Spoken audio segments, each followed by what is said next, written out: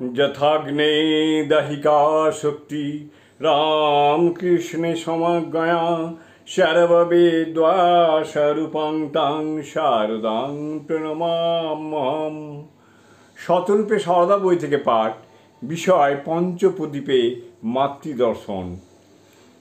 চতুর্থ পঞ্চপ্রদীপে মাতৃদর্শন স্বামী মাধবানন্দ অমিয় কুমার বন্দ্যোপাধ্যায় রচনা। পরবর্তী অংশ। শ্রীমার এইরূপ অবারিত দ্বার ছিল বলিয়াই আমাদের মতো অনেকে তাহার নিকট আশ্রয় পাইয়াছে। মনে পড়ে 1909 খ্রিস্টাব্দের একটি দিনের কথা।